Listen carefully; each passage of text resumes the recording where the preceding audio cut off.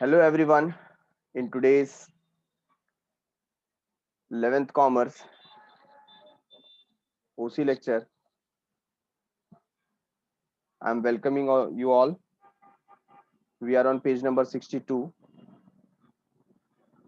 and currently we have completed with sole trading concern. Let us check what we have done in the last lecture. Just revision. Introduction में देखिए what is a sole trading organization. Sole का मतलब क्या होता है? Single and proprietorship. यहाँ पर मतलब हो जाता है ओनर. ठीक है, तो इसका मतलब हो जाता है सिंगल ओनर. तो जो आपके रिटेल शॉप आप देखते हैं या ऐसा ऑर्गेनाइजेशन जहां पर सिंगल पर्सन ही क्या करता है, ओन करता है, कंट्रोल करता है और मैनेज करता है. This three things is done by a single person. So that particular organisation is known as sole trading concern. ठीक है, हमने डेफिनेशन देखा, उसमें से जेम्स लुंडी इनका डेफिनेशन आप देखिए. The sole proprietorship is an informal type of business owned by one person. तो इन्होंने informal इसको बताया गया है. ये organized नहीं है, systematic नहीं है, क्योंकि जब चाहे जो चाहे इसको easily form कर सकता है. ठीक है, फीचर्स में सबसे पहला इंडिविजुअल ओनरशिप है. यहाँ पर no sharing of profit and risk. यहाँ पर ये अकेला व्यक्ति है जो पूरा बिजनेस अकेले हैंडल करता है, तो इसको होने वाला जो प्रॉफिट है वो किसी के साथ वो शेयर नहीं करता. और साथ ही साथ इसका जो रिस्क है बिजनेस का वो भी कोई शेयर करने नहीं आएगा, क्योंकि ये प्रॉफिट खुद ही एंजॉय करता है. ठीक है, तो लॉस भी इसी को बेयर करना पड़ेगा. Self employment. Soul trader self employed person होता है, वो किसी के अंडर में जॉब नहीं करता, वो खुद का मालिक है. ठीक है, local market operations. Sole trading का जो बिजनेस ऑर्गेनाइजेशन देखेंगे, इसका स्कोप इतना ज्यादा नहीं होता, ये लोकल मार्केट में ही काम करता है. मोर और लेस इसका जो एरिया है आप देखेंगे बहुत ज्यादा बड़ा नहीं होता. ठीक है, next one, no separate legal status. क्योंकि यहाँ पर इसका कोई सेपरेट एक्ट नहीं है, इसको कोई सेपरेट एक्ट गवर्न नहीं करता, यहाँ पर इसको एक सेपरेट लीगल आइडेंटिटी भी नहीं मिलती. जो सोल ट्रेडर है वही शॉप के हिसाब से उसको जाना जाता है. अगर यहाँ पर सोल ट्रेडर का डेथ हो जाए, इंसैनिटी हो जाए या ल्यूनेसी हो जाए तो हमारा बिजनेस रिस्क में आ जाएगा, ये बिजनेस नहीं चलेगा. ठीक है, तो इसकी वजह से इसको कोई सेपरेट लीगल स्टेटस नहीं मिलता है. Minimum government regulation. तो इसके ऊपर गवर्नमेंट के रूल्स एंड रेगुलेशन भी बहुत कम अप्लाई होते हैं. इनकी लायबिलिटी कैसी होती है? लायबिलिटी अनलिमिटेड होती है. Unlimited in the sense what?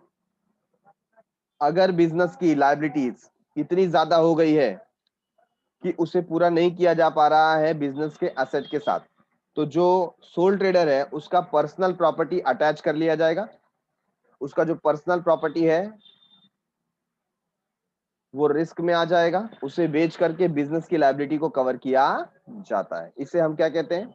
इसे हम कहते हैं अनलिमिटेड लायबिलिटी. फिर हमने मेरिट्स देखा, क्या इसमें बेनिफिट्स हैं. तो सबसे पहला इजी फॉर्मेशन है, आप क्विक डिसीजन ले सकते हो, क्योंकि आप अकेले पर्सन हो जो ओनर है, आपको किसी से कुछ पूछने की जरूरत नहीं है. सीक्रेसी मैक्सिमम लेवल पे आप मेंटेन कर सकते हो, क्योंकि आप अपने बिजनेस के सीक्रेट्स किसी के साथ शेयर नहीं करते. ठीक है, यहाँ पर आपका जो एफर्ट है उसके हिसाब से आपको रिवॉर्ड मिलता है. So there is a direct relationship between effort and reward. तो यहाँ पर आपको डायरेक्ट मोटिवेशन मिलता है, जितना ज्यादा आप एफर्ट पुट करेंगे उतना ज्यादा आपको प्रॉफिट मिलेगा. तो आपका जो प्रॉफिट है वो आपको डायरेक्ट मोटिवेशन प्रोवाइड करता है. फ्लेक्सिबिलिटी. ये छोटा बिजनेस है, छोटा कैपिटल आपने इन्वेस्ट किया, जब चाहे तब आप क्या कर सकते हैं, बिजनेस को बदल सकते हैं, चेंज कर सकते हैं. इसमें बहुत कम कैपिटल इन्वेस्टमेंट होता है, लोअर कॉस्ट अप्लीकेबल होता है. और efficiency.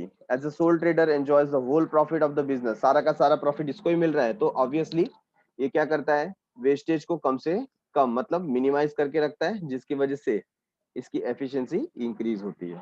Okay, now we are moving towards demerits.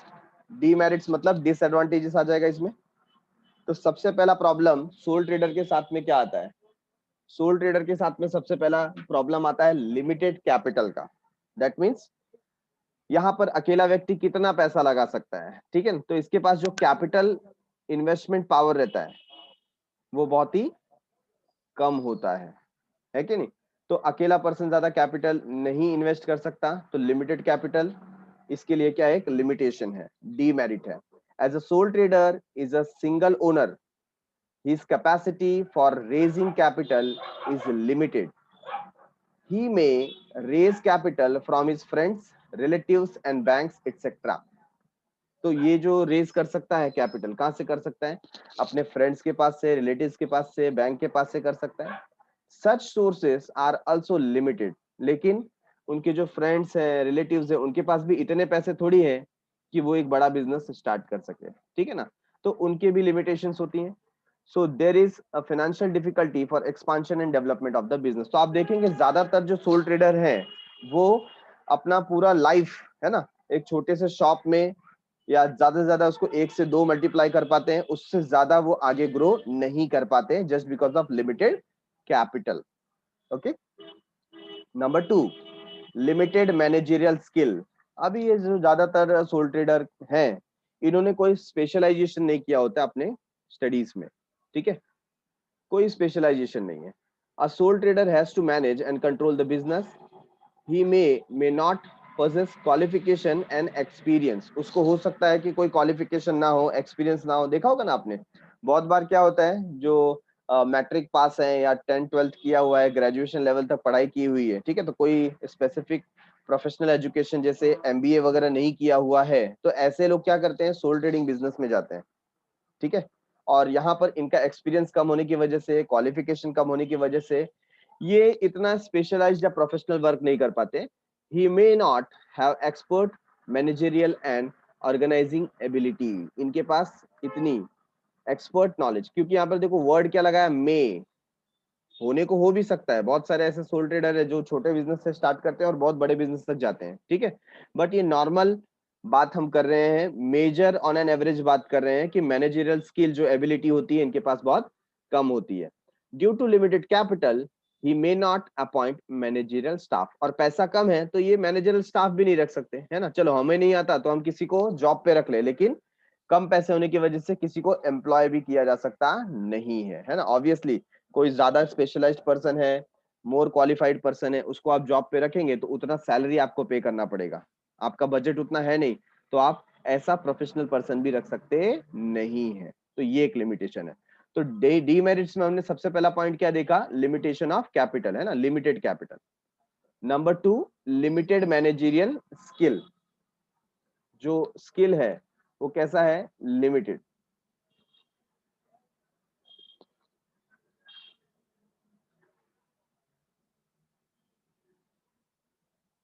Number 3, unlimited liability. इसकी बात हम कर चुके। What do you mean by unlimited liability? अगर बिजनेस की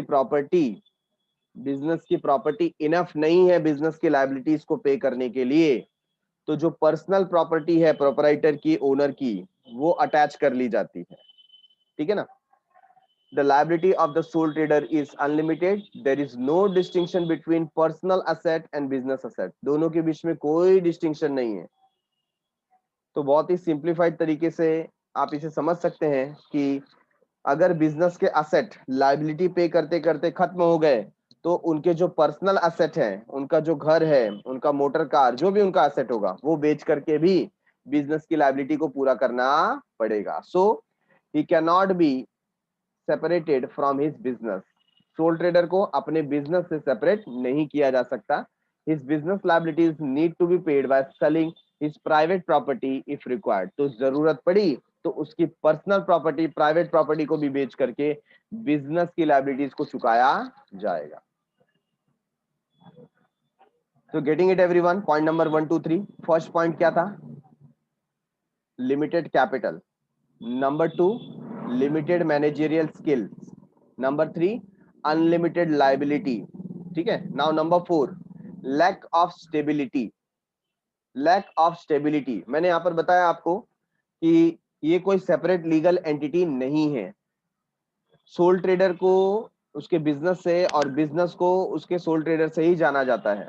तो अगर सोल ट्रेडर का डेथ हो गया, वो इनसेन हो गया, इनसेन मतलब पागल हो गया, है ना, और इंसॉल्वेंट हो गया। इंसॉल्वेंट मतलब क्या हो जाता है, बैंकरप्ट, दिवालिया, जिसके पास कुछ पैसे ना हो, जिसका लायबिलिटीज उसके असेट से कई गुना ज्यादा बड़ा हो, ऐसे पर्सन को हम बैंकरप्ट बोलते हैं, इंसॉल्वेंट बोलते हैं, दिवालिया बोलते हैं। ठीक है, तो डेथ, इंसैनिटी और इंसॉल्वेंसी, मृत्यु, पागलपन और दिवालियापन, ये तीन चीजें हमेशा थ्रेट रहती हैं सोल ट्रेडर के लिए। इसकी वजह से हमारा सोल ट्रेडिंग ऑर्गेनाइजेशन बंद हो सकता है। ठीक है, existence of soul trading concern is totally depend on the existence of soul trader।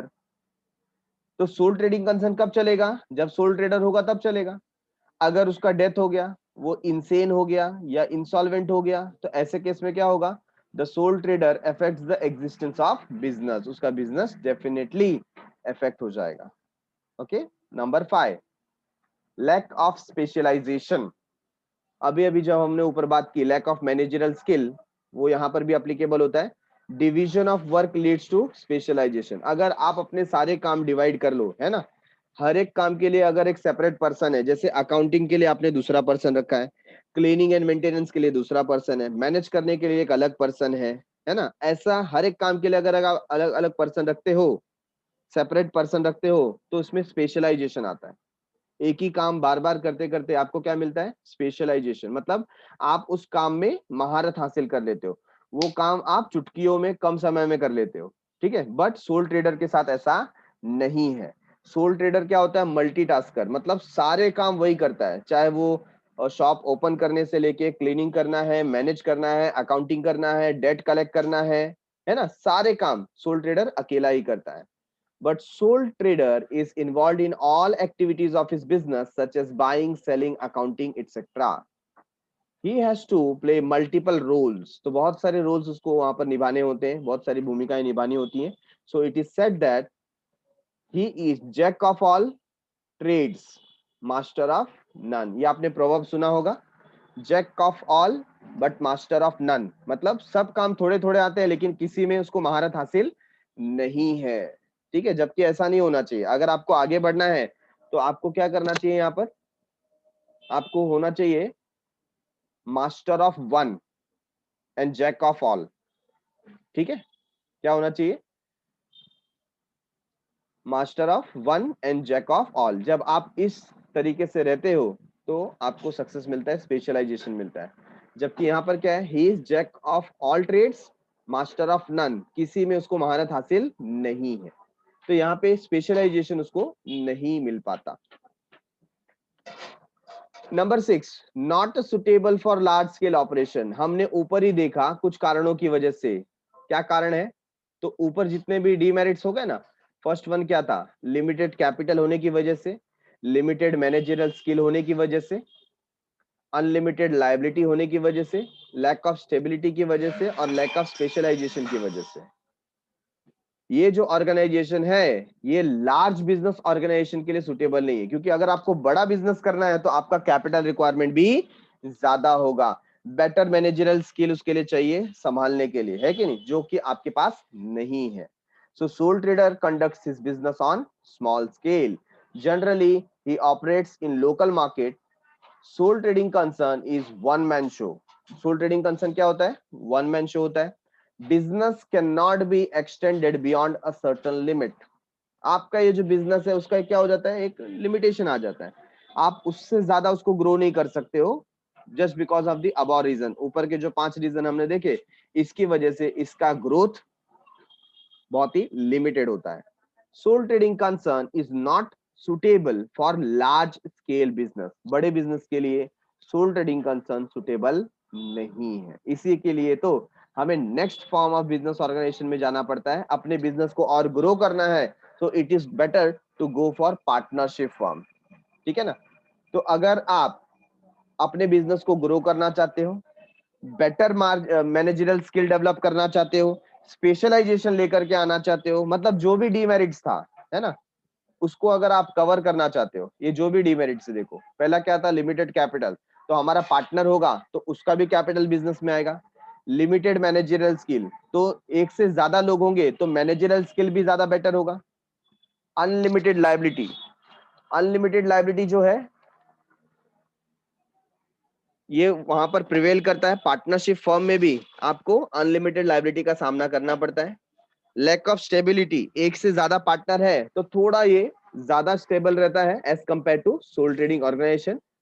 Specialisation भी हो जाता है क्योंकि एक से ज्यादा लोग काम करने के लिए वहां पर होते हैं। और बिजनेस आप सोल ट्रेडिंग कंसर्न से थोड़ा ज्यादा ग्रो कर सकते हो। ठीक है, तो हम ऐसा समझ सकते हैं कि जो डिसएडवांटेज या डीमेरिट्स है सोल ट्रेडर के, वो मेरिट्स है पार्टनरशिप फर्म के। Getting it everyone?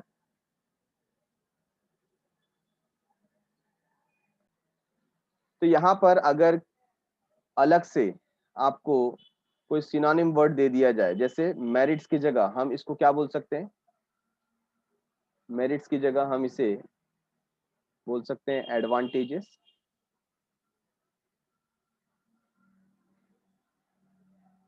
या हम बोल सकते हैं बेनिफिट्स। ठीक है, तो एग्जाम में अगर आपको पूछा व्हाट आर द एडवांटेजेस और benefits of sole trading organisation, तो आपको मेरिट्स के ही पॉइंट्स लिखने हैं। Getting it? सिमिलरली डीमेरिट्स में क्या होगा? डिसएडवांटेज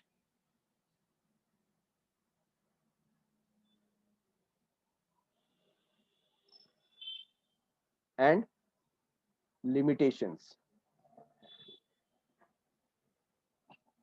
तो ये आप अपने नोटबुक में लिख लीजिए। तो अगर आपको डीमेरिट्स की जगह पे वर्ड आए व्हाट आर द डिसएडवांटेजेस और what are the limitations of sole trading organisation, तो आपको डीमेरिट्स के पॉइंट्स ही लिखने हैं। ठीक है, तो आप ऐसा मत सोचो कि हमें तो कराया ही नहीं गया, it is one and the same. Now moving towards partnership firm. Partnership firm बहुत ही easy concept. Partnership is an important component of private sector organisation.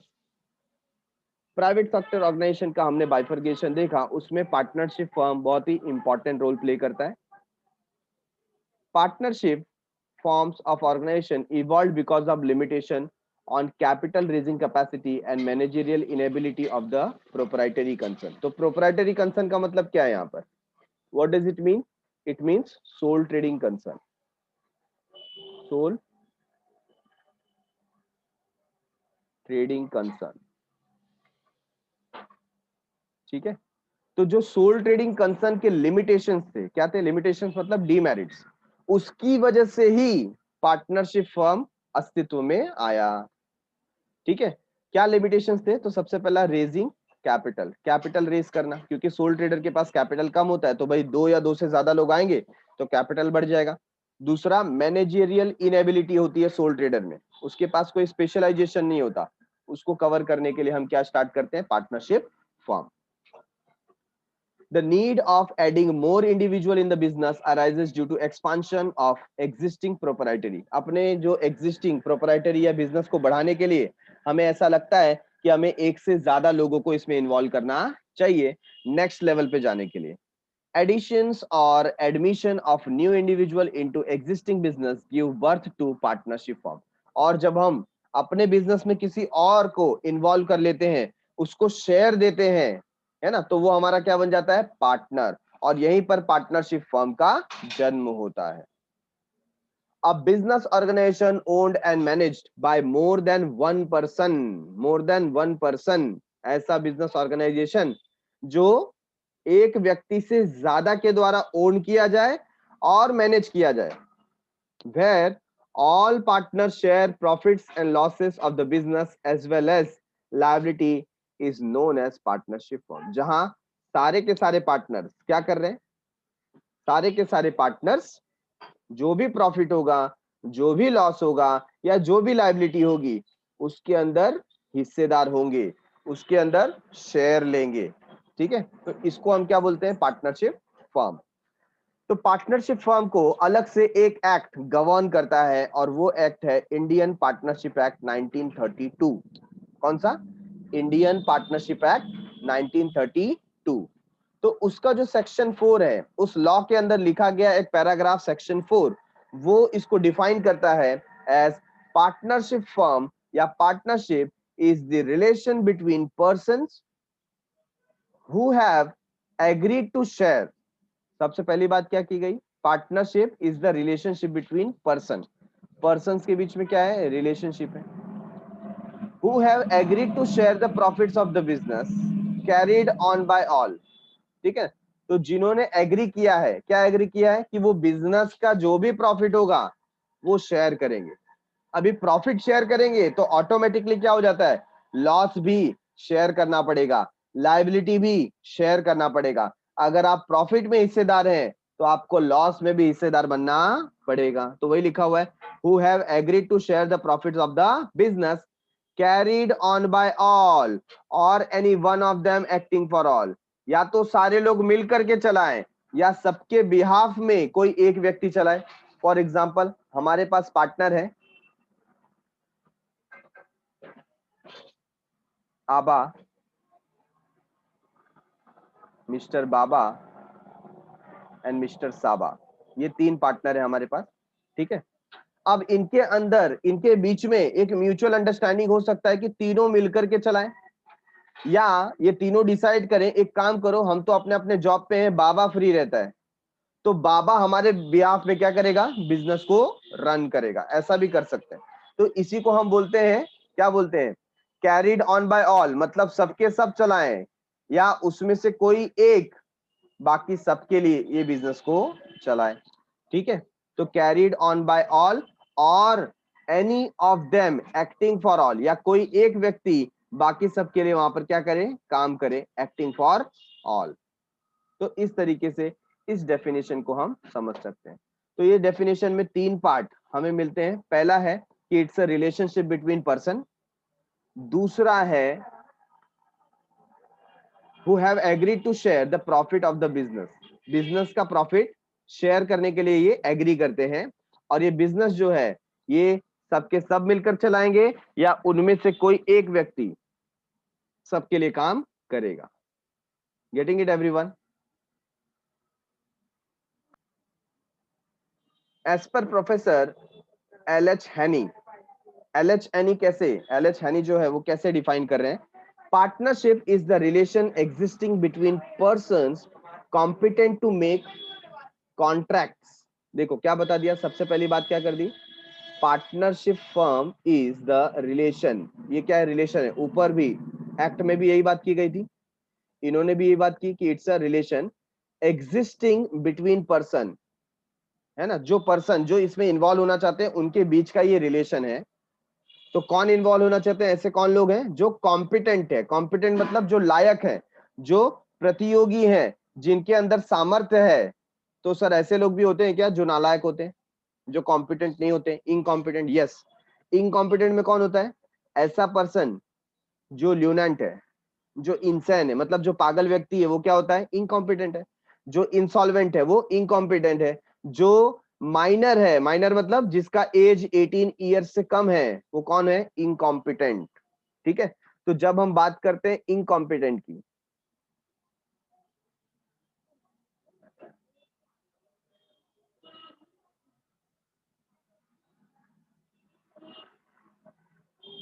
When we talk about incompetent, तो उसमें कौन आ जाता है, जो इंसेन पर्सन है। Insane मतलब दीवाना, है ना, जो पागल हो गया। दूसरा जो इंसॉल्वेंट है, इंसॉल्वेंट का मतलब कौन है, बैंकरप्ट, ठीक है ना।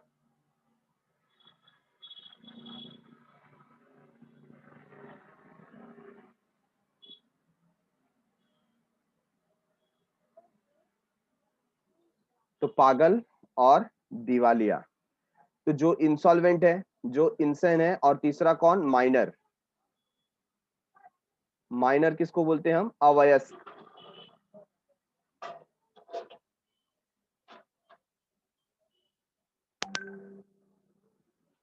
मतलब जिसकी एज अभी 18 ईयर से कम है, ठीक है ना, लेस देन 18 ईयर्स। तो ऐसे पर्सन को हम क्या बोलते हैं, इनकॉम्पिटेंट, मतलब वो पार्टनरशिप फॉर्म में आ सकते नहीं है। तो कौन आ सकते हैं पार्टनरशिप में, जो कॉम्पिटेंट है, ठीक है। कॉम्पिटेंट टू मेक कॉन्ट्रैक्ट, ऐसे लोग जो कॉन्ट्रैक्ट करने में समर्थवान है, ओके। सक्षम है बोल सकते हैं, who have agreed to carry on a lawful business, और जिन्होंने तय किया है कि वो कैसा बिजनेस करेंगे, लॉफुल बिजनेस, मतलब जो कानूनी रूप से ठीक हो, गैर कानूनी ना हो, ठीक है। तो वो लॉफुल बिजनेस करने का उन्होंने तय किया है, in common with a view to private gain, और उनका जो मेन एम है, सबका जो एम है तीनों का, या जो जितने भी पार्टनर है सबका एम क्या है, प्राइवेट गेन, मतलब बेनिफिट होना चाहिए। ये सब वो किसी चैरिटी के लिए नहीं कर रहे हैं, ये सब वो किसके लिए कर रहे हैं, प्रॉफिट के लिए कर रहे हैं, ठीक है। तो पहली बात वही बता दी गई, partnership is the relation existing between persons के बीच में क्या है, रिलेशन है, जैसा ऊपर बताया गया था, सेम दूसरे वर्ड्स में यहाँ पर बता दिया गया। अच्छा, कैसे पर्सन, ऐसे पर्सन जो कौन है, कॉम्पिटेंट, कैसे, competent to make contract, competent to make contract, who have agreed to carry, और जिन्होंने एग्री किया है कि वो लॉफुल बिजनेस करेंगे, कैसा बिजनेस करेंगे, लॉफुल, ठीक है। और उनका जो कॉमन गोल है, कॉमन एम है, क्या है, प्राइवेट गेन, मतलब प्रॉफिट अर्न करना ही उनका कॉमन मोटिव है, कॉमन व्यू है, ओके। तो आई होप ये दोनों डेफिनेशन आपको बहुत अच्छी तरीके से अभी समझ में आ गया हो, और कॉम्पिटेंट कौन होता है, इनकॉम्पिटेंट कौन होता है, वो भी आपको अच्छे से समझ में आ गया है, ठीक है। तो आफ्टर द डेफिनेशन कुछ इंपॉर्टेंट टर्म्स जो है वो एक एक करके हम लोग देख रहे हैं। सबसे पहला इसमें आ जाता है पार्टनर्स। क्या होता है पार्टनर, पार्टनर किसको बोलते हैं, ऐसे पर्सन जो पार्टनरशिप एग्रीमेंट में आ गए, ठीक है ना। जैसे हमने एग्जांपल लिया था आबा, बाबा और साबा, ये तीन पर्सन है। तो इन तीन पर्सन को इंडिविजुअल बेसिस पे, that means when I am talking about Aaba, तो आबा कौन है, पार्टनर है। When I am talking about Baba, तो बाबा कौन है, पार्टनर है ना, ऐसा। और जब मैं कलेक्टिवली इनकी बात करता हूं, सबके साथ में बात करता हूं, तो कलेक्टिवली इनको क्या बोला जाता है, इनको बोला जाता है फर्म, ठीक है। तो पार्टनर जब ऐसा वर्ड आएगा, that means we are talking about a partner, single person. और जब हम फर्म की बात करते हैं, partnership firm, that means we are talking about all the partners, okay. Next is firm name, next is what, firm name.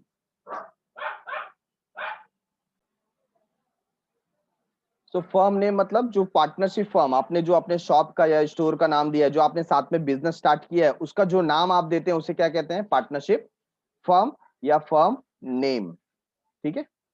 तो firm का नाम हो जाएगा। Next is partnership deed. What is partnership deed, deed का मतलब होता है agreement, deed का मतलब होता है एग्रीमेंट, जहां पर दो या दो से ज्यादा लोग कोई एक बात पे एग्री करते हैं, है ना, उनके बीच में क्या हो जाता है, एग्रीमेंट हो जाता है। तो यही फर्स्ट स्टेप है टुवर्ड्स पार्टनरशिप फर्म, पहला कदम पार्टनरशिप की तरफ क्या है, एग्रीमेंट, ठीक है। तो फीचर्स में हम देखते हैं एग्रीमेंट क्या है। Partnership is an outcome of an agreement, मतलब पार्टनरशिप किसकी वजह से स्टार्ट हुआ, एग्रीमेंट की वजह से स्टार्ट हुआ। किसके बीच में एग्रीमेंट है, बिटवीन टू और मोर पर्सन, दो या दो से अधिक लोगों के बीच में एग्रीमेंट हुआ है, who are conducting partnership business, जो बिजनेस चलाना चाहते हैं और प्रॉफिट अर्न करना चाहते हैं, प्रॉफिट अर्न करने के लिए बिजनेस चला रहे हैं, ठीक है।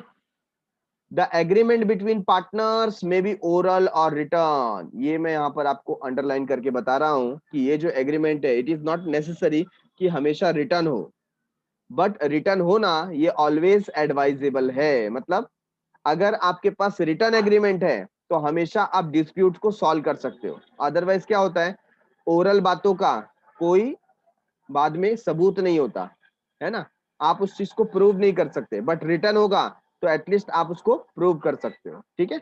Always advisable to have written agreement between all partner, तो सबके बीच में रिटर्न एग्रीमेंट का होना ऐसा एडवाइस दिया जाता है, बट ओरल होगा तो भी चलेगा, getting it.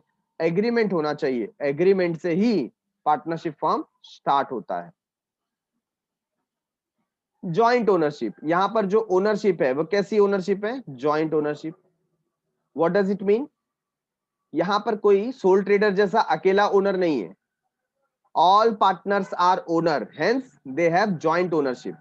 The partnership firm is jointly owned by the partner, partner के द्वारा जॉइंटली ओन किया जाता है। The partners have to use the partnership property only for business purpose. जो पार्टनरशिप का प्रॉपर्टी है वो सिर्फ किस काम के लिए लाया जाएगा? बिजनेस पर्पस के लिए लाया जाएगा। पर्सनल पर्पस के लिए उसका यूज नहीं करना है, उसका इस्तेमाल नहीं करना है, and not for personal use. ठीक है ना। अभी सपोज किसी का रेडीमेड गारमेंट का बिजनेस है। रेडीमेड गारमेंट में क्या होता है? सिलाई मशीन से हम रेडीमेड कपड़े तैयार करते हैं। अब कोई एक पार्टनर बोलेगा एक काम करो ना, मेरे घर पे सिलाई मशीन की जरूरत है, तो ये बिजनेस का सिलाई मशीन मैं घर पे ले जाके यूज करता हूँ, चलेगा क्या? नहीं। यहाँ पर पर्सनल पर्पस के लिए आपको बिजनेस का प्रॉपर्टी यूज नहीं करना है। ठीक है, क्योंकि सबके सब मालिक है उसमें। बराबर। Number 3, joint management. ओनरशिप भी जॉइंट है और इसका मैनेजमेंट भी कैसा है? Joint. Every partner has right to take active participation. मतलब कोई ऐसा नहीं बोल सकता कि नहीं नहीं तुम दोनों हाथ मत लगाना, मैं ही पूरा काम करूंगा, मैं ही मैनेज करूंगा, ऐसा नहीं। सबको इक्वल राइट है पार्टिसिपेट करने का in the management of the business. However one or more partner में एग्री, मतलब ऐसा उनके बीच में एग्री हो सकता है, ऐसा डिसीजन हो सकता है कि चलो ठीक है, बाकी पार्टनर्स को अगर टाइम नहीं है तो कोई एक सिंगल पार्टनर बाकी सभी के लिए काम करे। ऐसा एग्रीमेंट उनके बीच में हो सकता है, business on behalf of other partners in the firm. तो दूसरे पार्टनर्स के बिहाफ में कोई एक सिंगल पर्सन या 2 पर्सन भी काम कर सकते हैं। Number 4, lawful business. कौन सा बिजनेस? Lawful business.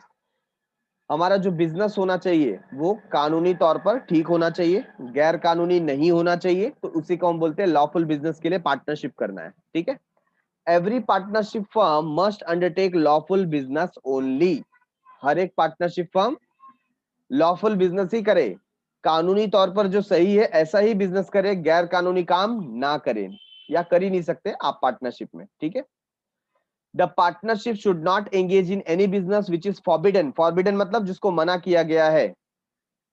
किसने मना किया? Law of the land. उस जमीन का, उस कंट्री का, उस देश का जो लॉ है अगर उसे मना करता है तो ऐसा कोई भी काम पार्टनरशिप फर्म को करना नहीं चाहिए। Okay. The partnership firm can not be form to carry out any unlawful business. आप अभी जैसे कुछ लोग हैं वो स्मगलिंग का बिजनेस करना चाहते हैं, तो क्या उसके अंदर पार्टनरशिप फॉर्म बना सकते हैं? रजिस्टर्ड नहीं बना सकते। आप इलीगल एक्टिविटी के लिए पार्टनरशिप फॉर्म ओपन नहीं कर सकते हो।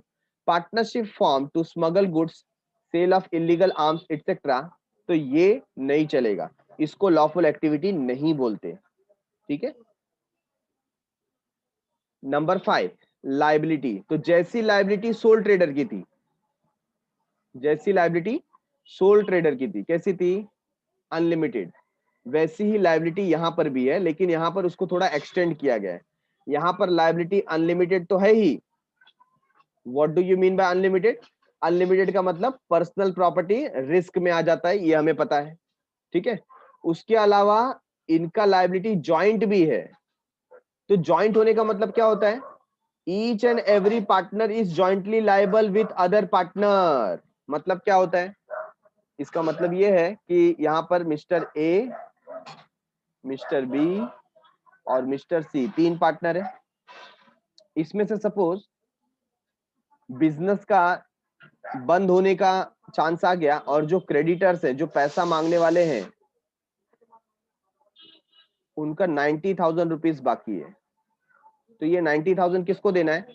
ए को 30,000, बी को 30,000 और सी को 30,000, ऐसा करके इनको सबको पे करना है। Getting it? लेकिन क्या हो गया इसमें से ना, सी लापता हो गया, सी भाग गया, छुप गया, अभी नहीं मिल रहा है। 2-3 महीने हो गए, 5 महीने हो गए, उसका कुछ अता पता नहीं है, सी भाग गया। अब ये लोग लाइबिलिटी कैसे कंप्लीट करेंगे? यहां पर सी के जाने के बाद जो भी लाइबिलिटी है कितनी है? 90,000। तो यहां पर ये जो जॉइंट लाइबिलिटी है, जॉइंट लाइबिलिटी का मतलब क्या होता है? अगर कोई पर्सन नहीं है तो उसकी जगह ये दोनों भरेंगे। मतलब उनको कितना भरना पड़ेगा? 90,000 रुपीज भरना पड़ेगा। जो सी का हिस्सा है वो भी भरना पड़ेगा। चलो हमने तो यहाँ पर एग्जाम्पल लिया था कि सी भाग गया, लेकिन सी अगर नहीं भागा, सी हो गया है इंसॉल्वेंट। क्या हो गया? मतलब उसके पास कुछ प्रॉपर्टी बची ही नहीं देने के लिए, हाँ, घर बार सब बिक गया तो भी उसकी लायबिलिटी अभी 30,000 है। अब क्या सी कुछ दे सकता है? नहीं, सी कुछ नहीं दे सकता, तो उसके हिस्से का 30,000 कौन भरेगा? ए और बी। मतलब ए और बी को मिलकर के 90,000 पे करना पड़ेगा। कितना पे करना पड़ेगा? 90,000। इसी को हम बोलते हैं जॉइंट लायबिलिटी। क्या बोलते हैं? Joint liability. So joint liability indicates that each and every partner is jointly liable with other partner for the debt of the firm। मतलब जो फर्म का, जो बिजनेस का डेट है, जो बिजनेस का लायबिलिटी है, उसके लिए सारे पार्टनर जॉइंटली लायबल है, एक दूसरे के लिए भी, वेदर इंकर्ड बाय हिमसेल्फ और by other partner as an agent of the firm. चाहे वो उसकी गलती की वजह से हो या एज अ एजेंट की वजह से हो, है ना। मतलब इन्होंने क्या एग्जांपल दिया? इन्होंने ऐसा एग्जांपल दिया है कि सपोज कोई नया कॉन्ट्रैक्ट मिल रहा था और नए कॉन्ट्रैक्ट में क्या हुआ? नए कॉन्ट्रैक्ट के अंदर ये जो ए बी सी है, इनके पास कोई पर्सन आया कॉन्ट्रैक्ट के लिए और उस समय सपोज ए और सी ये दोनों वहां पर नहीं थे, ये दोनों आउट ऑफ टाउन थे, कहीं बाहर गए हुए थे, तो बिजनेस कौन संभाल रहा था? बी। अभी बी उस समय पर समझ लो फोन नहीं था, लेटर वगैरह नहीं बेच पाया, बहुत डिस्टेंस था, और ऐसे समय में उसने खुद से डिसीजन ले लिया, ठीक है ना। और वो कॉन्ट्रैक्ट था 20 लाख रुपए का, बराबर है। किसने डिसीजन लिया? बी। और आफ्टर 6 मंथ पता चला कि ये डिसीजन रॉन्ग हो गया और हमको 20 लाख रुपए का नुकसान हो गया। अब ये नुकसान देखा जाए तो किसकी वजह से हुआ? ए और सी तो थे नहीं वहां पर, कौन था? बी। तो मुझे बताइए, ये जो नुकसान की भरपाई है 20 लाख, ये जो डिसीजन बी ने लिया था, ये 20 लाख रुपए कौन भरेगा?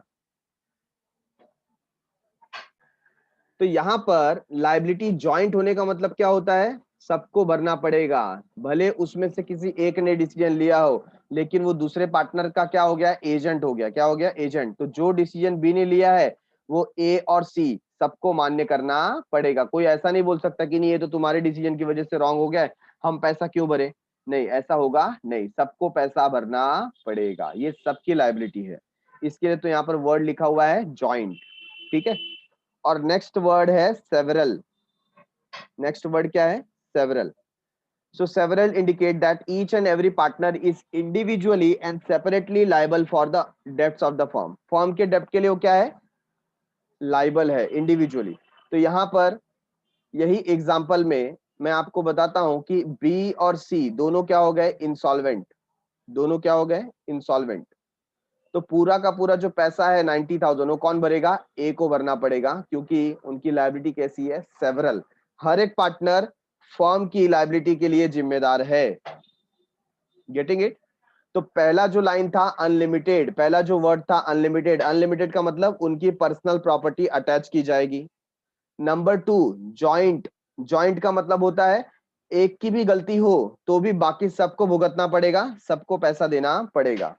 नंबर 3 सेवरल, सेवरल का मतलब होता है अगर बाकी के पार्टनर सक्षम नहीं है तो जो सॉल्वेंट पार्टनर है वो सबकी लायबिलिटी भरेगा, ठीक है। That is called as several. Next is number of partner.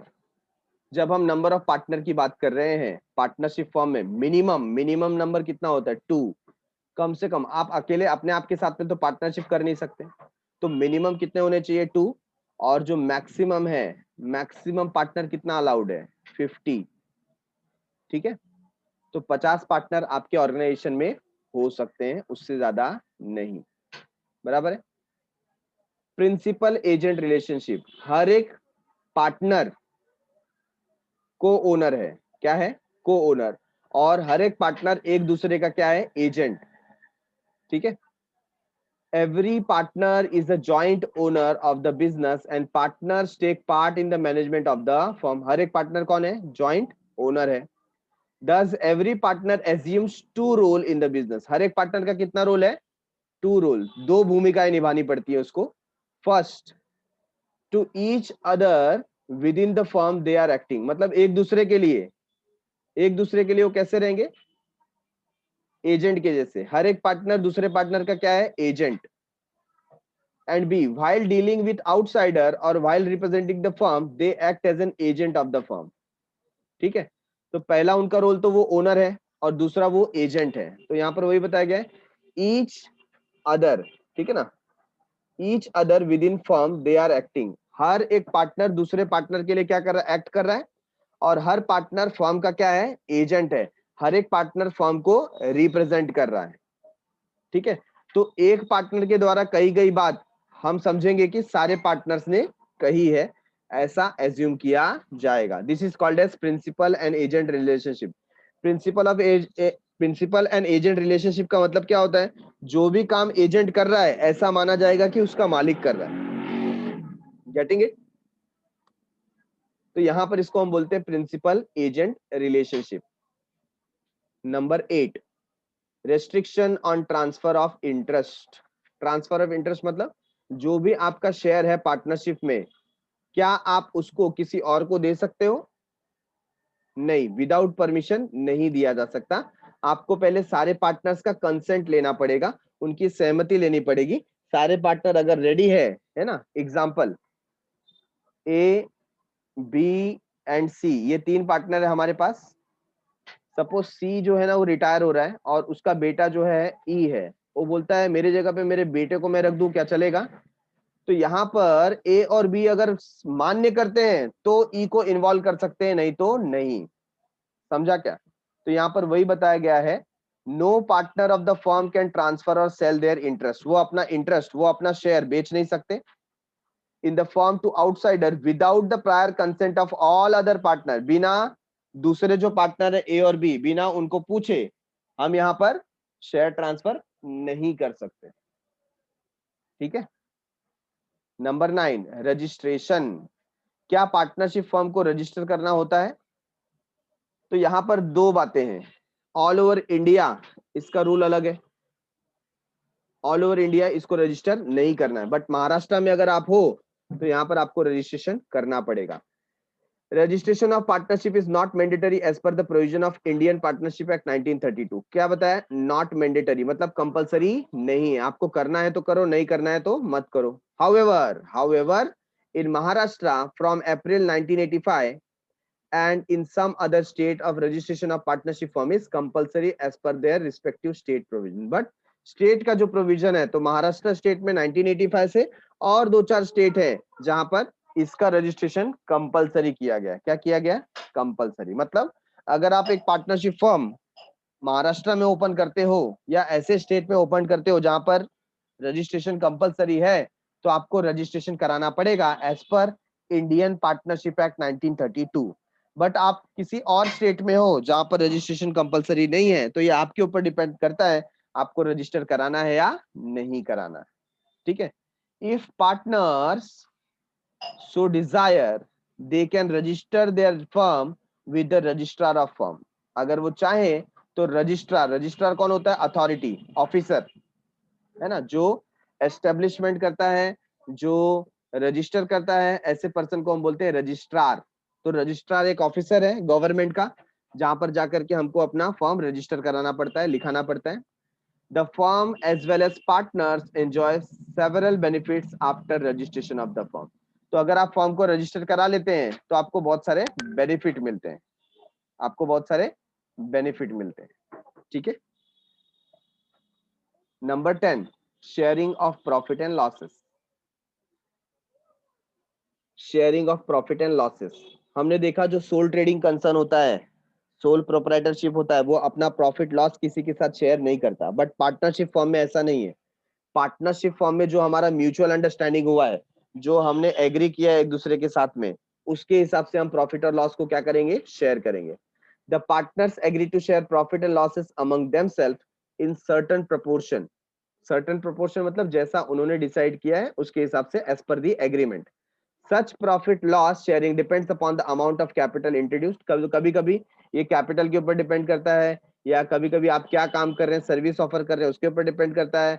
कभी गुडविल क्या है पार्टनर्स का, ठीक है, उस पर डिपेंड करता है। और भी बहुत सारे ऐसे टर्म्स एंड कंडीशन है जिसके ऊपर डिपेंड करता है कि किसको कितना शेयर मिलेगा। इफ एग्रीमेंट इज साइलेंट, लेकिन कभी ऐसा हो गया कि एग्रीमेंट में कुछ लिखा ही नहीं है, तो हमेशा उस समय हम क्या लेंगे? इक्वल, ठीक है। अगर एग्रीमेंट साइलेंट है, एग्रीमेंट कुछ नहीं बोलता, तो यहाँ पर एज्यूम क्या किया जाएगा, इक्वल रेशियो, मतलब सबको बराबर हिस्सेदारी मिलेगी। Getting it? Now number 11 and 12। 11 क्या है, टर्मिनेशन, मतलब पार्टनरशिप कब खत्म हो जाएगा, टर्मिनेट कब होगा। अ पार्टनर में रिजाइन ऑन हिज ओन, खुद से चाहे तो वो क्या कर सकता है, रेजिग्नेशन दे सकता है। By giving notice to other partner in writing, लेकिन उसके लिए उसको क्या देना पड़ेगा, नोटिस देना पड़ेगा। एटलीस्ट 14 डेज का नोटिस तो उसको देना पड़ेगा, 14 दिन पहले, कि मैं रिजाइन करने जा रहा हूं।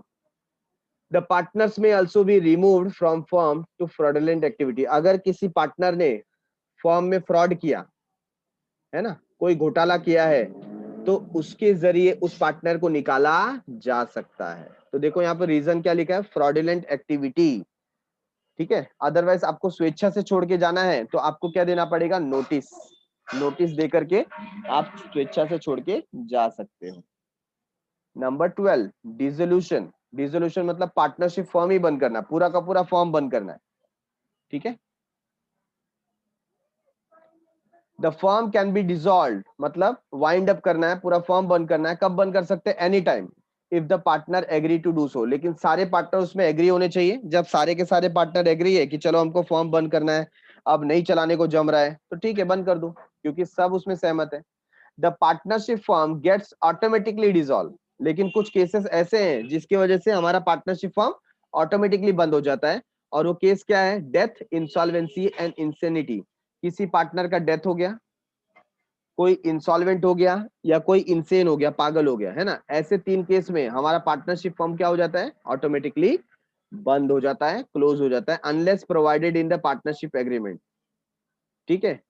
लेकिन अगर पार्टनरशिप फर्म या एग्रीमेंट में ऐसा लिखा हुआ है कि किसी पार्टनर का डेथ, इंसॉल्वेंसी या इंसेनिटी होने के बावजूद हमारा फर्म आगे काम करते रहेगा, तो फिर उसके ऊपर ये रूल अप्लीकेबल होता नहीं है। अदरवाइज बिना एग्रीमेंट के पार्टनरशिप फर्म में अगर किसी का डेथ हो जाए, कोई इंसॉल्वेंट हो जाए, कोई इंसेन हो जाए, तो फिर फर्म को बंद करना पड़ता है, ठीक है। About continued existence of the firm in such situation, the partnership firm automatically get dissolved when total number of partner in the firm is reduced to 1। ऐसा भी हो जाता है, कभी कभी सारे पार्टनर छोड़ के चले जाते हैं, तो अकेले तो आप पार्टनरशिप कर नहीं सकते। तो अगर पार्टनरशिप फर्म के मेंबर्स एक एक नंबर पे आ जाते हैं, ठीक है ना, बाकी सब छोड़कर चले गए, तो भी आपको पार्टनरशिप फर्म क्या करना पड़ता है, डिसॉल्व करना पड़ता है, बंद करना पड़ता है, ठीक है। तो ये हमने क्या देखा, फीचर्स देखा। सबसे पहले फीचर्स कहां से स्टार्ट होता है, फीचर स्टार्ट होता है एग्रीमेंट से। एग्रीमेंट ये पहला स्टेप है पार्टनरशिप फॉर्म स्टार्ट करने का। यहाँ पर ओनरशिप कैसी होती है, जॉइंट ओनरशिप होती है, सबके सब ओनर है और सबके सबको राइट है मैनेज करने का, तो जॉइंट मैनेजमेंट है। ये बिजनेस कैसा कर सकते हैं, लॉफुल बिजनेस कर सकते हैं, अनलॉफुल बिजनेस करना अलाउड नहीं है। इनकी लायबिलिटी कैसी होती है, इनकी लायबिलिटी अनलिमिटेड होती है, मतलब in the case of heavy losses personal property हमेशा रिस्क में होती है। इनकी लायबिलिटी जॉइंट होती है, जॉइंट का मतलब कोई एक पार्टनर का भी गलत डिसीजन हो गया तो उसके लिए सबको भुगतना पड़ेगा, सबको पे करना पड़ेगा।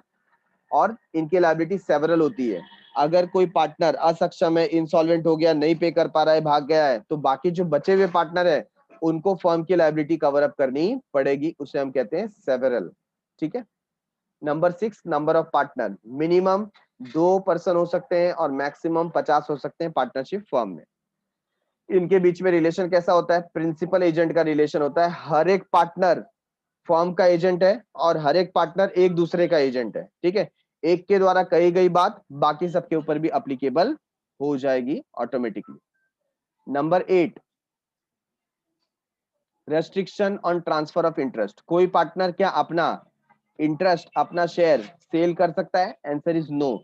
उसको पहले दूसरे पार्टनर का प्रायर कंसेंट लेना पड़ेगा। क्या लेना पड़ेगा, प्रायर कंसेंट, उनसे सहमति लेनी पड़ेगी। रजिस्ट्रेशन, ऐसे तो पार्टनरशिप का रजिस्ट्रेशन कंपलसरी नहीं है, but in the state of Maharashtra या और 2-4 ऐसे स्टेट है जहां पर उनका रजिस्ट्रेशन कंपलसरी है। Sharing of profit and losses, यहाँ पर जो भी प्रॉफिट होगा, लॉस होगा, ये as per the agreement share किया जाता है जैसा पार्टनरशिप डीड में लिखा हुआ है।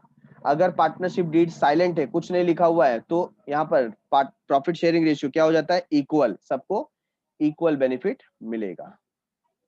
टर्मिनेशन ऑफ पार्टनर, ये जो पार्टनर्स का टर्मिनेशन है ये कैसे होता है, तो आपको खुद छोड़कर जाना है तो आप जा सकते हो, रिजाइन दे सकते हो, या कोई पार्टनर फ्रॉडुलेंट एक्टिविटी में पकड़ा गया है तो उसे हम निकाल सकते हैं। इसके तहत हम पार्टनरशिप को टर्मिनेट कर सकते हैं, ठीक है। और लास्ट डिसोल्यूशन, पूरा का पूरा फॉर्म बंद करना है तो अगर सारे पार्टनर एग्री है तो तुरंत बंद कर दो, या तो किसी का डेथ हो गया, इंसॉल्वेंसी हो गया, इंसैनिटी हो गया, तो भी आपका पार्टनरशिप बंद हो जाएगा विदाउट एनी फर्दर एग्रीमेंट, ठीक है। अगर दूसरा कोई ऐसा एग्रीमेंट नहीं है तो आपका पार्टनरशिप फर्म बंद हो जाएगा।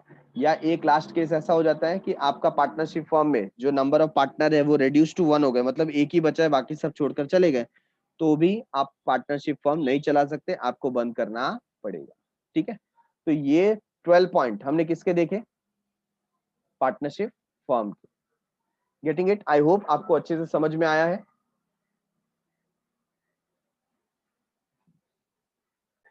So thanks a lot for watching. मिलते हैं अगले एपिसोड में पार्टनरशिप फर्म के डीमेरिट्स और मेरिट्स को लेकर के। तब तक के लिए बाय बाय, शुक्रिया, शबा खैर, सायोनारा।